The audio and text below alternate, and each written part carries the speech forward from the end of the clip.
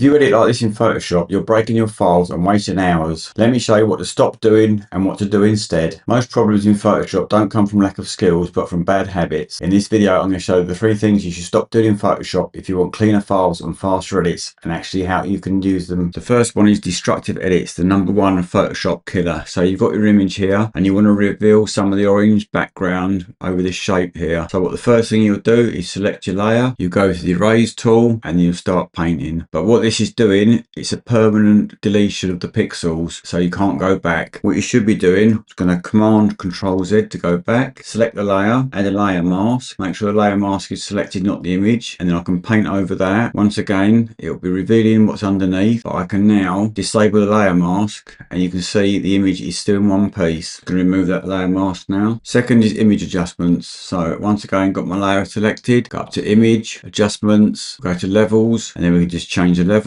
We can OK that. But once again, this is destructive. You can't go back now. The image is now like that and it won't go back. What you should be doing is with your layer selected, come down to hit the adjustments here and go to your levels, get your level window come up.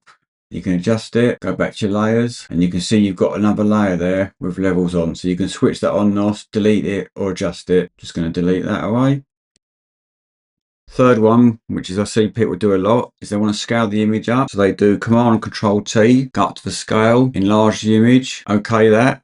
And now that's committed, which is going to reduce the resolution of the image. Once again, what you should be doing, it's going to revert, is make a smart object. So we do a right click, convert to smart object. Now we can do exactly the same thing, Control Command T, scale the image. And this is a non-destructive way of transforming images. If you're editing your images like this, you're destroying your image. And once you've done it, it's destructive and you can't turn it off. But the way I've shown you, you're able to edit them going forward. Second one is bad layer habits, and this is why files become nightmares. So at the moment you can see all I've got is layer 0 and layer 1.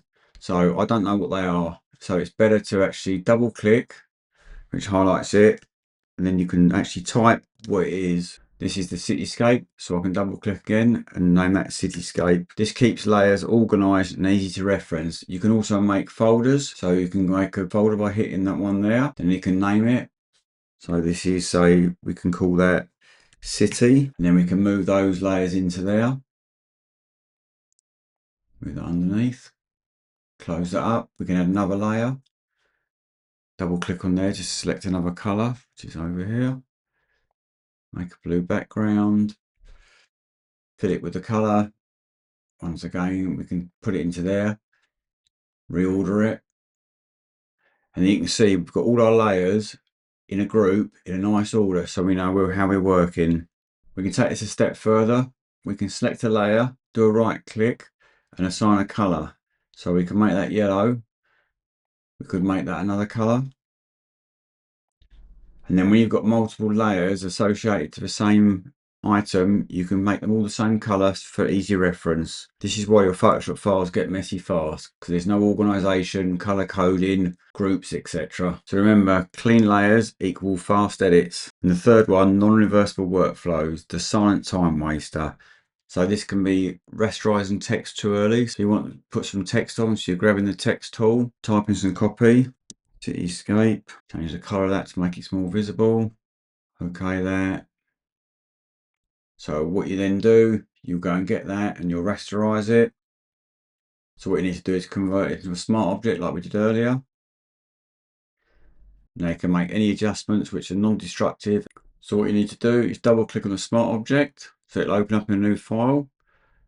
I'm going to highlight that and just make it black. Commit that, close that down. It'll ask me if I want to save it.